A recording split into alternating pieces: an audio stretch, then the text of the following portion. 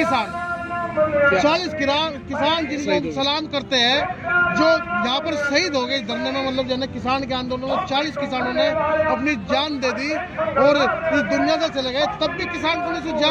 और किसान को नहीं चाहिए था कि किसान की बात मान ले। किसान को कहीं ना कहीं तो दुख है, कहीं ना कहीं तो किसान को परेशानी है, किसान कहीं ना कहीं तो पीड़ित है, परेशान है।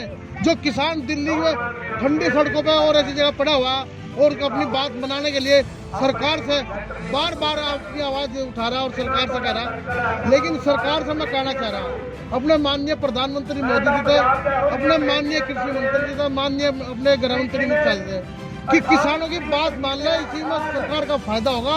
नहीं तो किसान दिल्ली में रुकने के लिए नहीं, डटने के लिए, चाहे यो आंदोलन में 6 महीने चलाना पड़ा, 4 महीने चलाना पड़ा, पूरी तैयारी के साथ किसान यहाँ आया। ਅੱਜ 3.5 ਮਹੀਨੇ ਹੋ ਚੁੱਕੇ ਨੇ ਪੂਰੇ। 3.5 ਮਹੀਨੇ ਤੋਂ ਪਹਿਲਾਂ ਅਸੀਂ ਪੰਜਾਬ ਦੇ ਵਿੱਚ ਤਕਰੀਬਨ ਜਿੰਨੇ ਕਾਰਪੋਰੇਟ ਘਰਾਣਿਆਂ ਦੇ ਮਾਲ ਸੀਗੇ ਜਾਂ ਉਹਨਾਂ ਦੇ ਪੈਟਰੋਲ ਪੰਪ ਸੀਗੇ ਜਾਂ ਕਿਤੇ ਵੀ ਸੀਗੇ, ਅਸੀਂ ਹਰ ਜਗ੍ਹਾ ਤੇ ਉਹਨਾਂ ਨੂੰ ਮਤਲਬ ਉਹਨਾਂ ਦੀ ਵਿਰੋਧਤਾ ਕੀਤੀ ਹੈ, ਧਰਨਾ ਲਾਇਆ। ਸੋ ਹੁਣ ਸਾਨੂੰ 35 ਦਿਨ ਇੱਥੇ ਵੀ ਹੋ ਗਏ ਨੇ। ਜਿਹੜੇ ਤੁਸੀਂ ਕਹਿੰਦੇ ਵੀ ਕੀ ਕਹਿਣਾ, ਦਿੱਲੀ ਸਰਕਾਰ ਅੱਜ ਕਰੇ ਕੱਲ ਕਰੇ, ਕਿਉਂਕਿ ਸਰਕਾਰ ਦੇ ਜਿਹੜੀ ਨੀਅਤ ਹੈ, ਨੀਅਤ ਤੇ ਨੀਤੀ ਦੇ ਵਿੱਚ ਫਰਕ ਹੈ। ਨੀਅਤ ਤੇ ਨੀਤੀ 'ਚ ਫਰਕ ਹੈ। ਅੱਜ ਨਹੀਂ ਕੱਲ, ਕੱਲ ਨਹੀਂ ਪਰਸੋਂ, ਇਹ ਤਾਂ ਮੰਨਣਾ ਹੀ ਪੈਣਾ ਹੈ। ਕਾਨੂੰਨ ਮੰਨਣਾ ਹੀ ਪੈਣੇ ਨੇ। ਇਹ ਕਾਨੂੰਨ ਇਹਨੂੰ ਰੱਦ ਕਰਕੇ ਕਿਸਾਨ ਜਿਹੜੇ ਮੇਰੇ ਵੀਰ ਬੈਠੇ ਆ ਬਾਰਡਰਾਂ ਤੇ, ਸੜਕਾਂ ਦੇ ਉੱਤੇ ਬੈਠੇ ਆ ਇੰਨੀ ਠੰਡ ਦੇ ਵਿੱਚ, ਉਹਨਾਂ ਦੀ ਗੱਲ ਮੰਨਣੀ ਚਾਹੀਦੀ ਹੈ। ਮੋਦੀ ਸਾਹਿਬ ਨੂੰ ਮੰਨ ਕੇ ਰੱਦ ਕਰਕੇ ਇਹਨਾਂ ਨੂੰ ਜਲਦੀ ਤੋਂ ਜਲਦੀ घर भेजना चाहिए। देखो जी, सरकार पूरी तरह से तानाशाही पे है, बिल्कुल ये असंवेदनशील सरकार है। इसको देश के किसानों से, मजदूरों से, नौजवानों से कोई मतलब नहीं है। और इतने दिनों से किसान बैठे हैं, लेकिन सरकार अभी तक भी कोई सकारात्मक पहल नहीं कर रही है। तो हम तो यही कहेंगे कि सरकार को घमंड है। जो लोगों ने बड़ी उम्मीद से इनको वोट डाले थे, आज वो सारे लोग सड़कों पर बैठकर ये महसूस कर रहे हैं कि इनसे बहुत बड़ी गलती हो देश के किसानों से, नौजवानों से, मजदूरों से।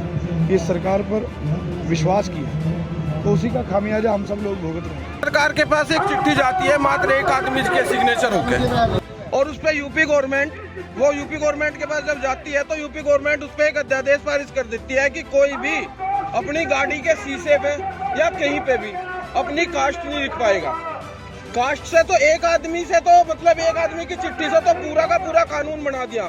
यहाँ लाखों किसान हैं, उनकी सुनने वाले कोई नहीं है। इस पे कानून नहीं बनेगा, हर चीज पे बन सकता है। तो एक आदमी पे तो इतनी अग्रेसिव हो रही है सरकार, और इतने सारे किसान बैठे हैं। मन की तो है, करने को कुछ नहीं ना, हमारी ऐसी मांग, पर इसे तो हर धर्मी पर आ रहा। हम कहाँ ले जाए इस माल को? पैसे हमारे देखता है, इसके 4 बरस हो गए मिली हुआ, धान चोरा हमारा खिंडा बिका, कहीं बिका नहीं बिका हुआ, पैसा हमारे हाथ नहीं लगता। 400 किलोमीटर के अरे हम तो पाकिस्तान के पास थे, ये थोड़े दुखी हैं। उम्र कितनी है आपकी? उम्र 85 साल। सरकार अपनी बात से बड़ी मुश्किल हटती है। मैं भी सरकार का अंग रहा हूँ, और बदनीयती से किया गया कोई भी काम उसमें आदमी फंसता है। ये तीनों कानून भी कहीं साफ नीयत के कानून नहीं है। अगर ये साफ नीयत के कानून किसानों के लिए होते तो आज हमें इस धरने प्रदर्शन की जरूरत नहीं थी। भाई सरकार ने हमें 7 बार बुला चुकी सरकार, किसान को तब भी बुलाया वार्ता के लिए सरकार ने, तभी किसान ने पहुंचने की कोशिश करी और किसान गया। पहली वार्ता हुई, उसमें सरकार ने बात मानी, दूसरी हुई उसमें नहीं मानी, तीसरी हुई उसमें नहीं मानी, चौथी वार्ता हुई उसमें नहीं मानी, 5वीं हुई उसमें नहीं मानी, 6ठी हुई उसमें नहीं मानी। कल 7वीं वार्ता भी 21 दिन बाद हुई, उसमें भी किसान पहुंचा, लेकिन कल फिर सरकार ने वही किसान का मन तोड़ने का काम किया, किसान को बहकाने का काम किया। देखो, ये जो कोरोना काल आया ना, कोरोना काल ने एक चीज़ सिद्ध की कि बड़ी बड़ी इंडस्ट्रियां जो थी वो फेल हुई। पूरी जो हमारी विकास दर थी वो सारी की सारी नीचे गई, लेकिन जो कृषि दर थी वो पॉजिटिव गई। ये चीज़ इससे स्पष्ट हुआ कि जो एग्रीकल्चर वो हर परिस्थितियों में सर्वाइव करने वाला धंधा है। तो ये जितने जो थे बड़े बड़े घराने, इनकी निगाह कृषि पर लग गई, खेती पर, कि किसी तरीके से इसको कैप्चर किया जाए, क्योंकि ये तो हर माहौल में चलने वाला काम है।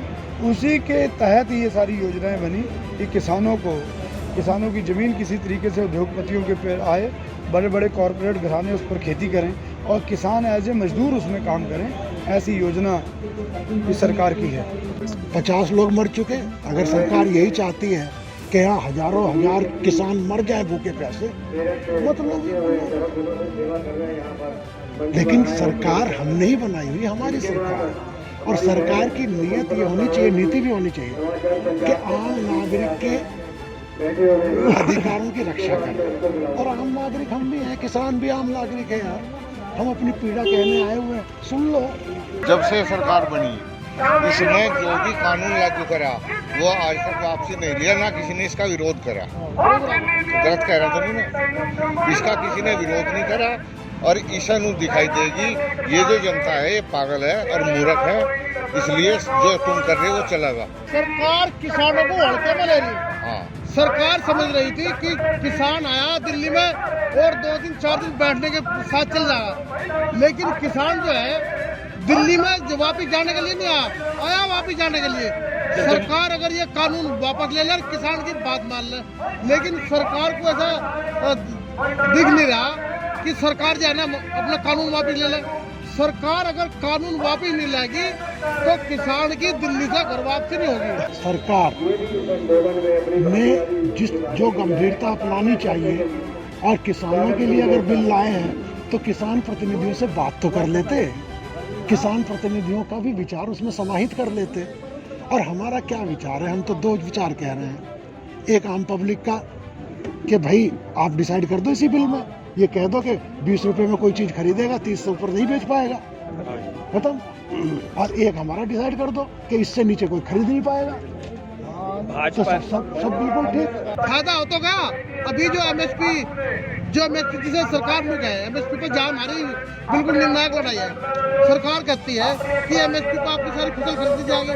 सरकार ने तय किया कि धान का रेट 1865 या 1870 रुपये यानी 1900 रुपये का करीब तय किया।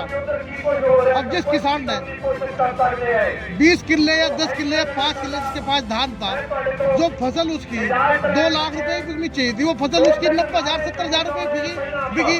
जो उसमें लागत थी ना, लागत लगाई थी वो भी पूरी नहीं हुई। वो धान खरीदेगा जो मूल्य उसका तय था, मतलब सरकार ने तय किया था न्यूनतम मूल्य कि 1900 1850 रुपये, वो हमारे 1000-1200 रुपये में बिकी। क्या करा किसान?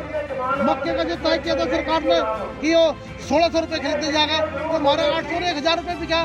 क्या करा किसान? अब अगर मैं गन्ने की बात करूँ, क्योंकि पश्चिम का किसान गन्ना उगाने का काम करता है, अगर मैं गन्ने पे बोल लूँ और गन्ने पे जाऊँ, आप एक बात बताइए, मैं अपने मीडिया कर्मियों से कहना चाह रहा कि किसान गन्ना बोता है, 1 साल तक उसमें मेहनत करता है। 1 साल के बाद मेहनत करने के बाद उस फसल को जो पक जाती है मिल में डालता है। 1 साल बाद वह फसल जो है ना उसके दाम 1 साल बाद मिलते, यानी 2 साल बाद किसान को गन्ने की फसल के रेट मिलते हैं। क्या कर रहा है किसान? किसान कमजोर होगा, मजबूत होगा। किसान को नहीं समझ में आ रहा, हमें समझा दे। मैं तो किसान भी हूँ और ब्यूरोक्रेट भी रहा हूँ। आपने एक कानून में ये कहा कि किसान को हम स्वतंत्रता दे रहे हो कहीं भी बेच ले। क्या संविधान में किसी किसान पर ऐसी कोई बंदिश थी कि अगर मैं अपना माल कहीं बेचना चाहूँ अब बेच ना पाऊँ? मेरे घर पे अगर मैंने चना पैदा किया है तो मैं तो स्वतंत्र हूँ, जहाँ मुझे अच्छा भाव मिलेगा मैं बेचूंगा। तो पहले से था और संविधान में दी हुई शक्ति है, कोई किसी सरकार ने नहीं दी। संविधान में है कि मैं अपनी प्रॉपर्टी को या अपने पास रखी हुई चीज को जहाँ चाहूँ, जहाँ मुझे उचित मूल्य मिले मैं वहाँ बेच लूँ। ਸਭ ਨੂੰ ਪਤਾ ਲੱਗ ਚੁੱਕਿਆ ਕਾਨੂੰਨ ਕੀ ਨੇ, ਕਿੰਨਾ ਕੁ ਫਾਇਦਾ ਕਿੰਨਾ ਨੁਕਸਾਨ ਹੈ। ਅਸੀਂ 50 ਵਾਰ ਕਿਹਾ ਕਿ ਤੁਸੀਂ ਫਾਇਦਾ ਇੱਕ ਫਾਇਦਾ ਗਿਣਾ ਦਿਓ ਵੀ ਇੱਕ ਫਾਇਦਾ ਕੀ ਹੈ। ਇਹਦਾ ਫਾਇਦਾ ਕਿਸਾਨਾਂ ਨੂੰ ਕੀ ਹੈ? ਕਿਸਾਨ ਫ੍ਰੀ ਹੋ ਜਾਣਗੇ, ਜ਼ਮੀਨਾਂ ਇਹਨਾਂ ਦੀਆਂ ਖੋਲੀਆਂ ਜਾਣਗੀਆਂ। ਜ਼ਮੀਨਾਂ ਕਿਵੇਂ ਖੋਈਆਂ ਜਾਣਗੀਆਂ?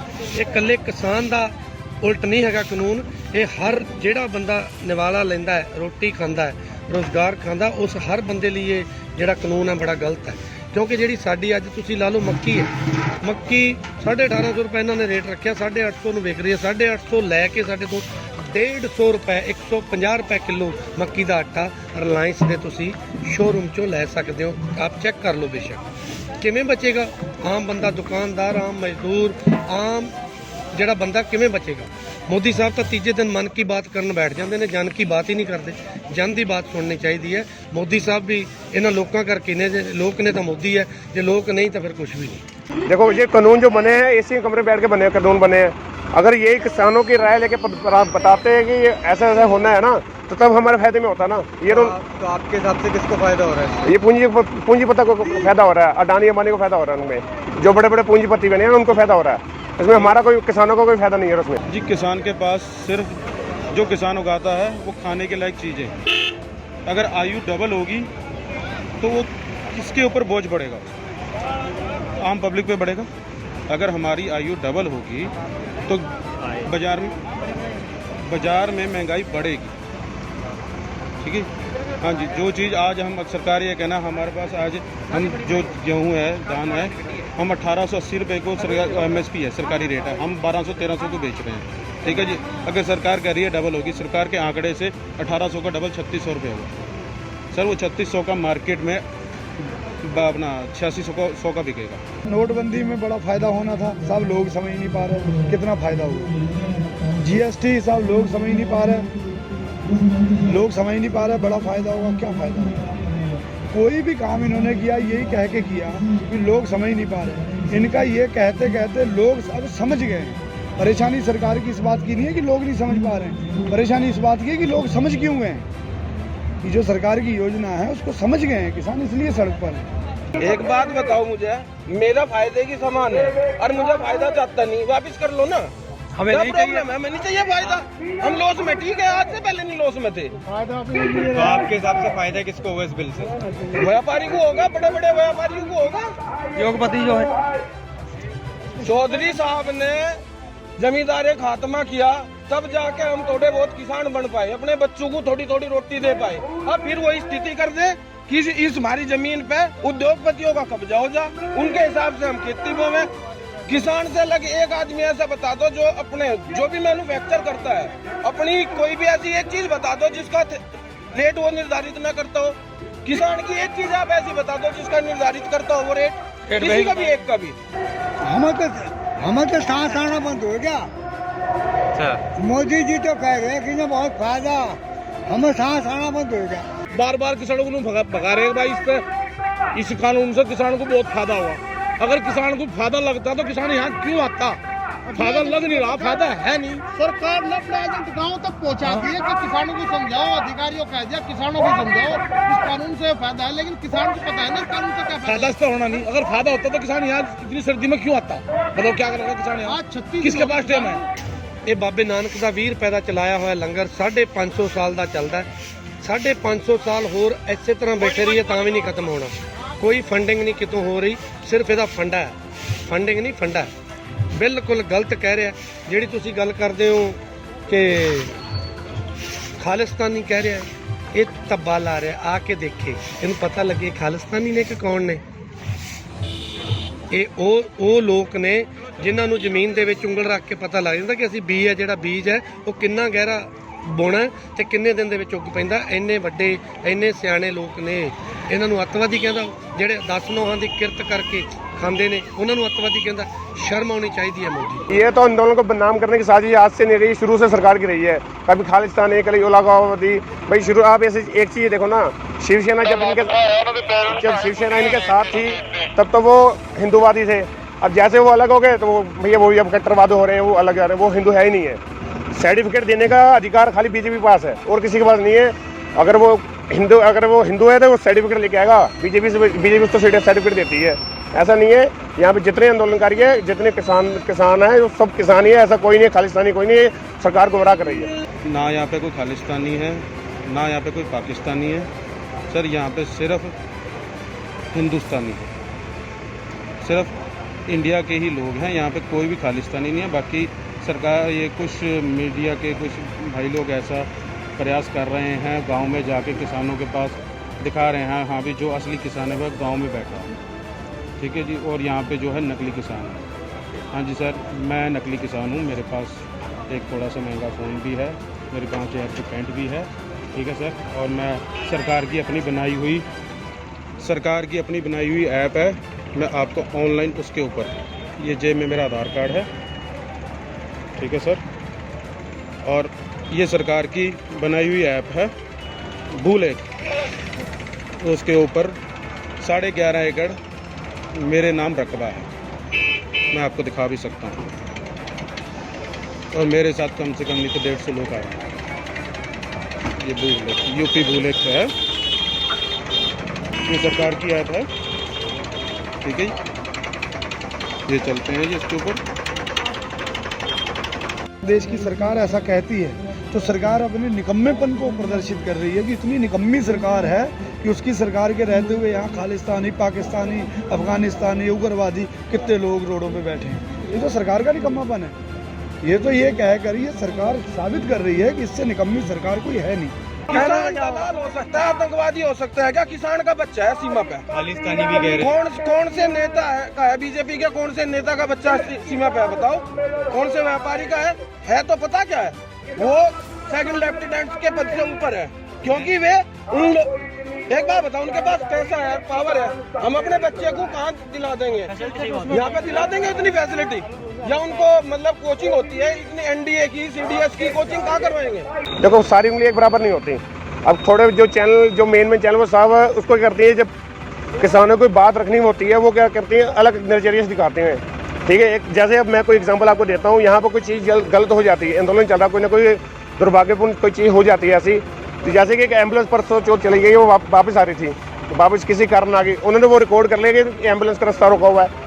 आज हम पहले दिन से हो कि यहाँ हम बैठे हुए हैं, एम्बुलेंस हो, जितनी कोई इमरजेंसी लाइन हो, हमने किसी का कोई रास्ता नहीं रोका, पूरा व्यवस्था हम चल रही है, शांतिपूर्ण तरीके से काम कर रहे हैं, ऐसा कुछ नहीं है, बड़े तरीके से हम काम, यहाँ आंदोलन हमारा चल रहा है शांतिपूर्ण तरीके से। नेशनल मीडिया आपकी बात उठा रहा है कि नहीं? नेशनल मीडिया के जितने भी मेन चैनल हैं वे 90% आज भी बीजेपी के पक्ष में बोल रहे हैं।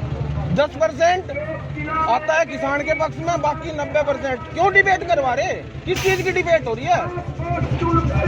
वहाँ पे बिल्कुल डिबेट होती है कि आधे बैठा दिए कि भाई आप लोग बैठो, पैसा लो और एंटी किसान जो है बयान दो।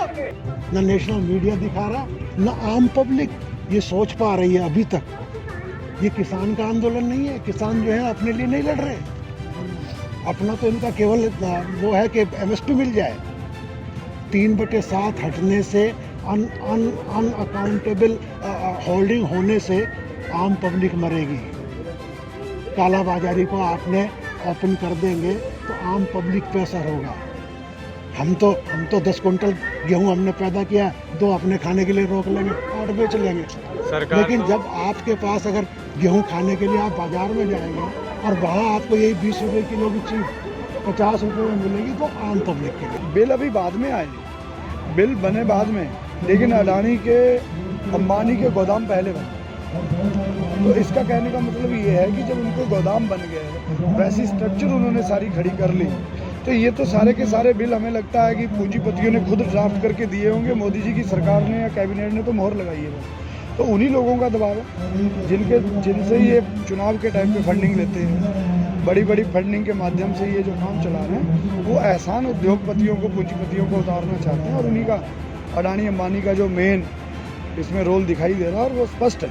अरे भाई वे फंडिंग करते हैं उनके चुनाव में, कठपुतली की नहीं होंगे, वे फंडिंग करते हैं। हम किसान कर देंगे क्या किसी के फंडिंग? हमसे अपने घर नहीं चल रहे, कहाँ फंडिंग करेंगे? वे उनकी फंडिंग करेंगे तो सीधी सी बात है, उनकी तो बोल लेंगे वे। गलती कहीं ना कहीं हमारी भी है कि हमने विश्वास करके बैठा दिया। भाई वोट तो हमने दी ना, वोट पावर तो हमारे हाथ में है। 2024 में चुनाव है, 2022 में यूपी में चुनाव है। अगर यहाँ पे समाधान नहीं होगा तो मैं तो ये कहूँ, हर आदमी को ये शपथ लेनी चाहिए कि हम वहाँ पे समाधान करके दिखावेंगे इनका।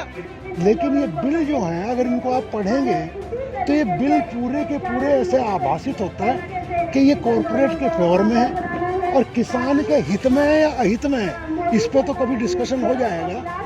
हित तो मुझे कहीं नजर नहीं आया, हित कहीं नजर नहीं आया, क्योंकि कहीं हित हो रहा है।